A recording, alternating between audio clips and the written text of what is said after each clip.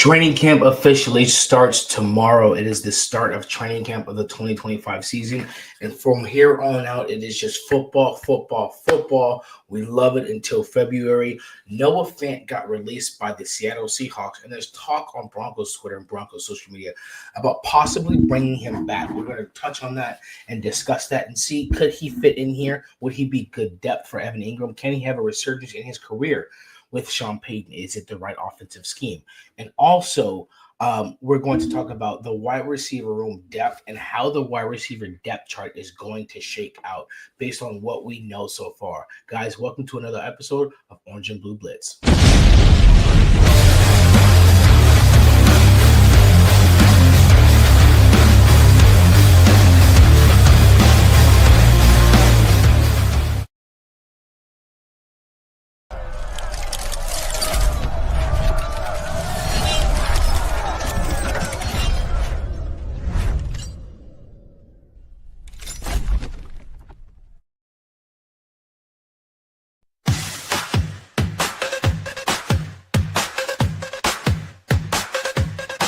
Tune in, now it's time to sit. Orange and blue, we never quit. Broncos pride is lit legit. Every week we're bringing grit. Orange and blue, we bring the heat. Podcast grinding can't be beat. Every play, every style we meet. Blitz so hard it's on repeat. My high dreams we elevate. Break it down, we narrate. From the field to the fan debate. Broncos Country, we dominate. We got the passion, we got the drive. Orange and blue keeps us alive. Every tackle, every stride. It's the Blitz where legends thrive.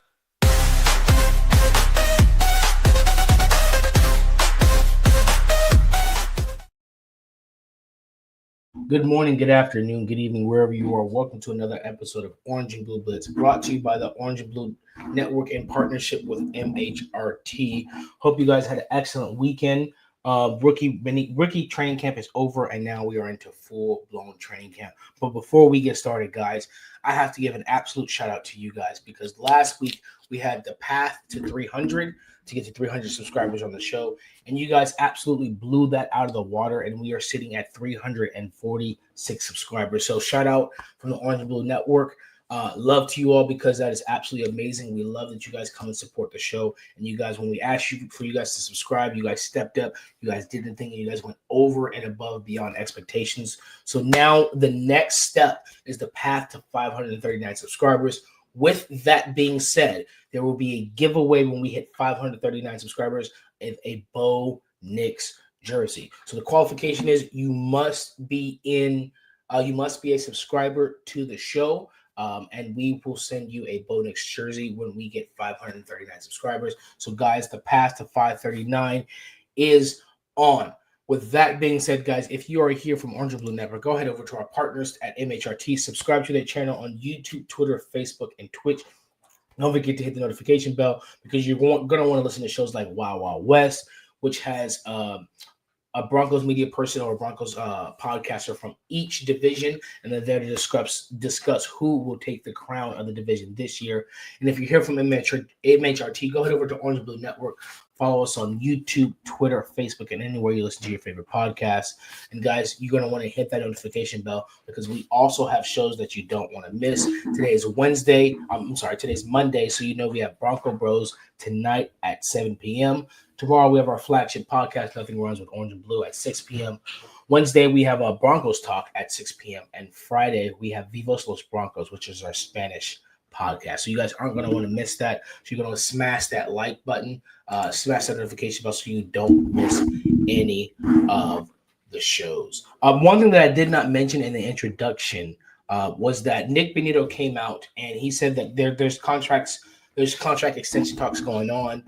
Now he gave a very vague timeline. He said it could happen anywhere between before training camp to months from now, which could be in season. And I think that was very interesting because George Karlaftis, the edge rusher for the Kansas City Chiefs, just got his extension. He was also a 2022 draft pick, and the Chiefs go ahead and extended him. I believe it was 4 years, $93 million, which averaged out to about $23 million a year. Now, George Karlaftis had, 8 sacks, and he wasn't an all-pro, nor was he a Pro Bowler. Nick Bonito had 13.5 sacks, was a Pro Bowler, and a second-team All-Pro. So that, I believe, where do we have on our prediction board here? We had Nick Benito at, let's see, I think we had him at 3 years, 70.5 million, 50 million guaranteed. That would be just about 30 million a year, just over. Or was his 4 years 84 million? I didn't even write the names of them. I think I put 4 years 84 million, which is about 20 million a year. But if George Karlaftis is getting 23 million a year, I think Nick Benito may be negotiating for 24 million a year. Definitely to get paid more than George Karlaftis as an edge rusher. He is the better edge rusher. That's pretty good. I think that's kind of high, but I think that's pretty good. But I think that gives them a window of 23 to 25 million even in season.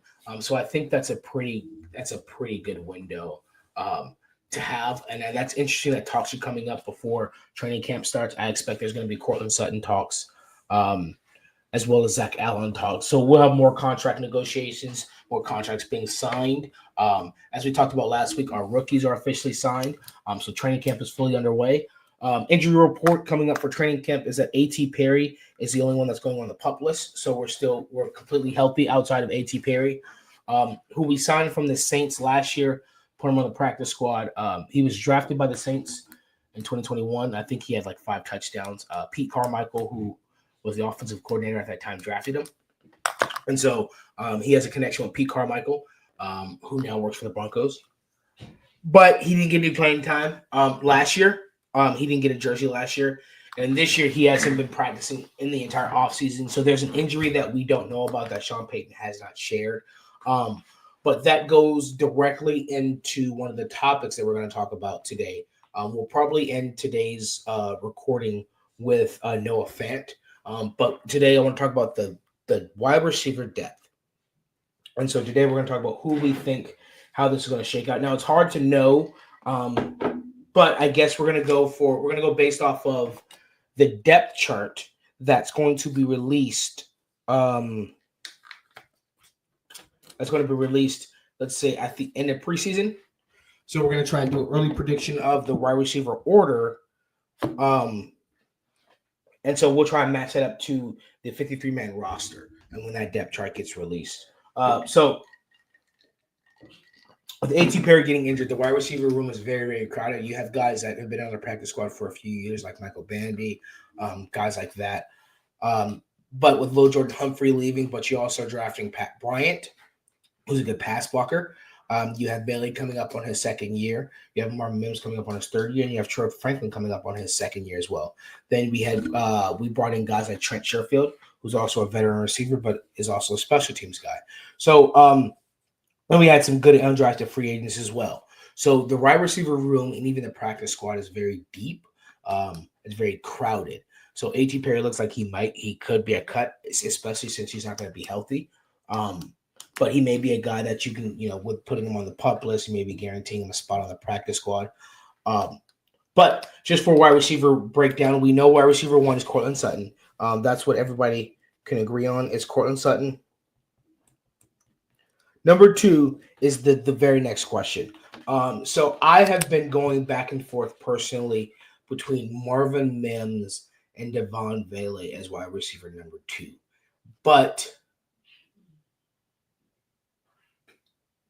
And what I've been going back and forth on is 21 personnel, 2 tight ends, 1 running back.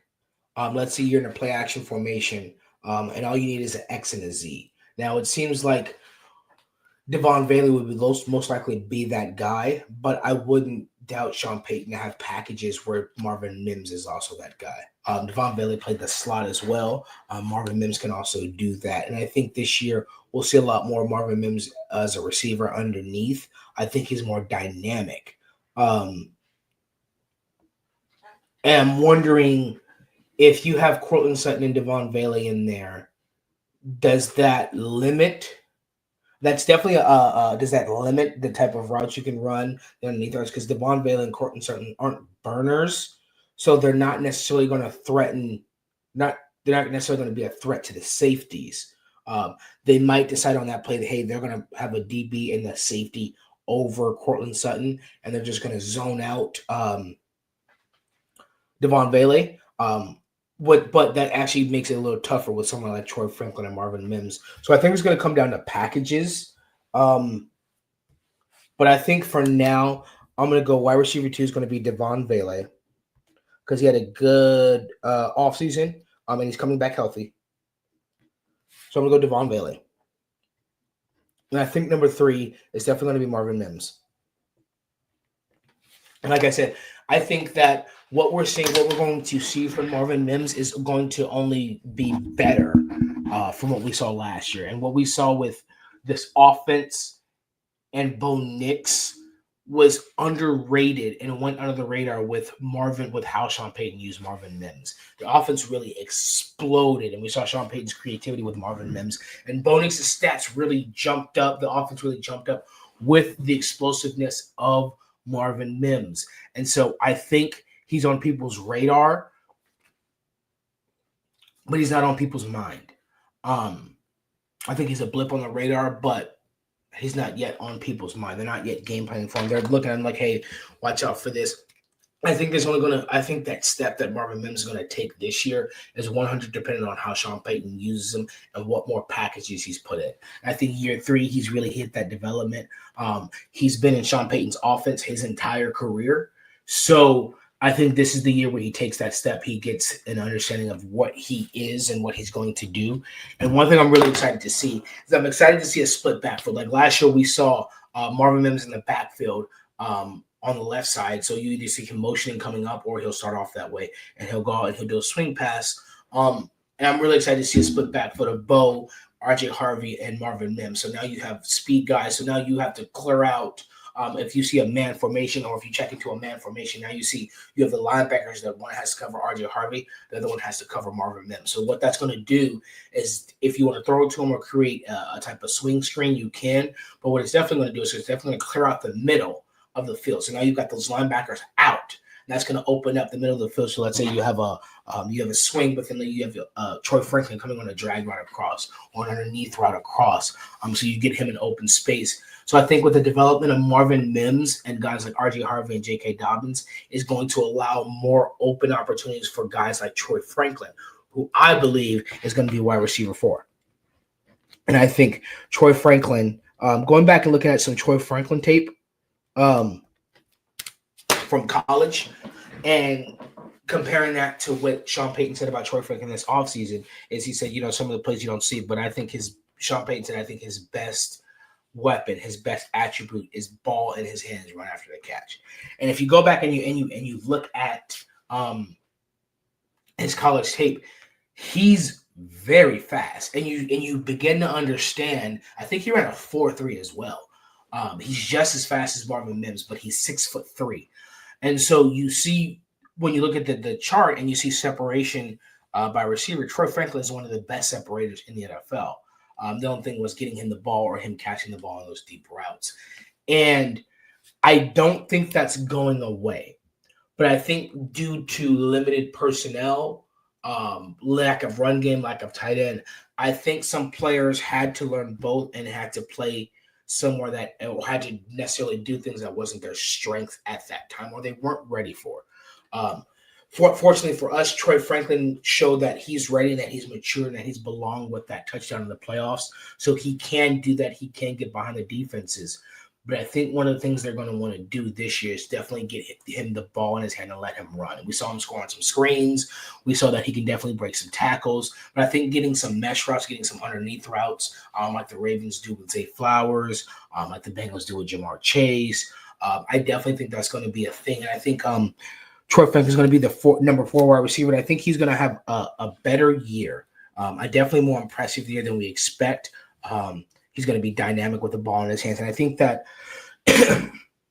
with Sutton and Vele, we know Sutton, we saw last year, Sutton's very good at over routes and dig routes, and he's definitely good at sideline routes. So we have Sutton's route tree. I wouldn't be surprised if we saw a little more slants for Cortland, but I think those slants are going to go to Vele this year. So I think Vele is definitely going to have. I think Sutton's route tree is going to be dig routes, over routes,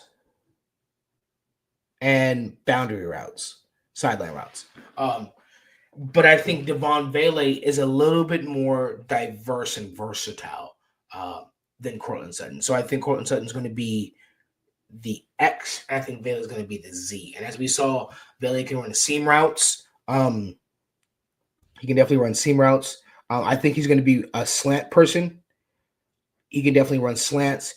He can run posts. We saw that last year. He can definitely run. He can run the entire route tree. He's definitely a possession receiver. He's not a really run after the catch, but we saw he can run posts. He can run seam routes. He can run out routes. He's very, very good. One thing I saw from Vele that I thought he was the best receiver at last year was Devon Vele is very good at the scramble drill.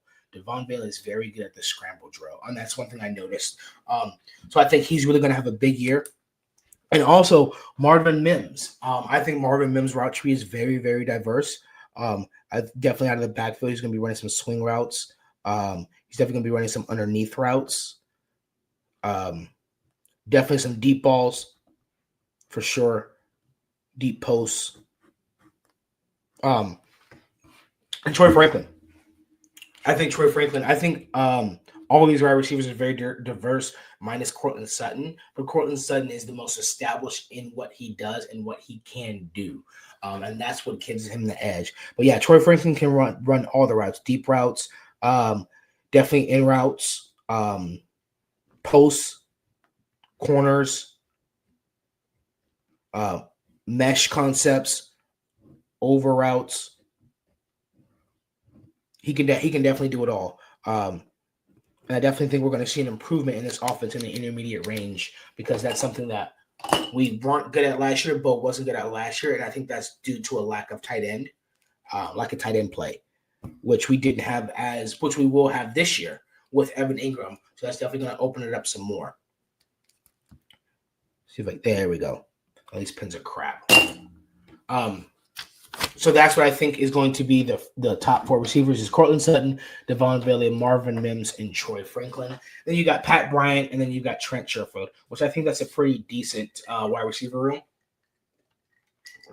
I think that's a pretty decent wide receiver room. But yeah, the last topic that I want to talk about today was Noah Fant was released by the Seattle Seahawks. As you guys know, we drafted Noah Fant in the first round in 2019. He wasn't a good run blocker, had a hard time breaking tackles, but he can catch, he's athletic, and he's fast. And he can be a mismatch.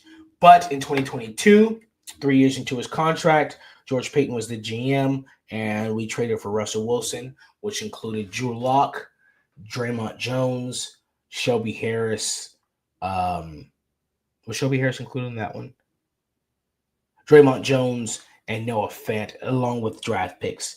And so Noah Fant spent the last 3 years in Seattle. I believe he started 24 games, had 1,400 receptions, receiving yards, and 5 touchdowns. So he can be productive.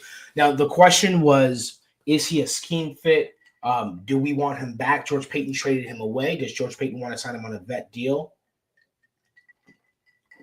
This is not to be tight end 1. It's not even to be tight end 2. He's not going to take Troutman's spot. He's not going to take Ingram's spot. But I think if we wanted Jawan Johnson last year, who's more productive with the Saints, I think that Noah Fant would be good depth behind Evan Ingram. You're not going to ask Evan Ingram to do much. You're going to ask him to line up in the slot. And if he's in line, he'll be running routes. He'll be running underneath routes. And I think you can ask Noah Fant to do the same thing. So I think if we signed him for a vet deal and said, hey, Evan Ingram's here 2 years. We're going to sign you on a vet minimum deal. You're here for depth on the offense. Maybe we give you a 1-year contract. Maybe next year we sign you again. He's still 27 years old. I think that's absolutely an acceptable thing to do. So, that's something that I definitely would be interested in, is if we decide to sign Noah Fant. Now, I remember a couple weeks ago earlier in the show, when the Steelers trade for Jonnu Smith, I said, hey, maybe a call for Darnell Washington, bigger red zone threat, good blocker, could take Troutman's spot. But same thing for Noah Fant, not necessarily taking Evan Ingram's spot, but definitely learning the Sean Payton system, definitely maybe being productive. Maybe he gets a restart in Denver. But I think, Miami's going to be interested. Houston's going to be interested. So I think there's going to be some other teams besides the Broncos that are going to be interested. But, guys, that concludes today's show of Orange and Blue Blitz. We appreciate you guys tuning in and listening, and we thank you guys for helping us getting over the 300 subscriber mark. We want you guys to help us get to 539 so we can get that Bo Nix jersey giveaway. Guys, once again, go ahead and follow MHRT, our partners, on YouTube, Twitter, Facebook, and Twitch. And head on over to Orange and Blue and follow us on YouTube, Twitter, Facebook, and anywhere you listen to your favorite podcast. And don't forget tonight, guys, to tune in to Broncos Bros at 7 p.m. And tomorrow at 6 p.m. is a Nothing Rhymes with Orange and Blue podcast. For this show, my work schedule changed a little bit, so these shows are going to be pre-recorded and posted up at noon. So you guys will hear from me, and you will hear from the Orange and Blue Network. It just won't be live. Hopefully my schedule can go back to normal so I can go back live with you guys and talk to you guys in the comments, because I miss you guys so much. But yeah, my high salute to you guys. I love you. Training camp starts tomorrow. I can't wait. Follow me on Twitter at Bronco Gentleman. I can't wait to talk to you guys there, and we can talk about it more on Wednesday. I love you all, and I'll see you guys next time.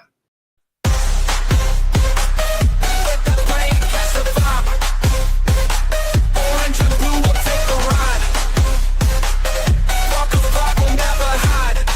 This is the Blitz where we confide.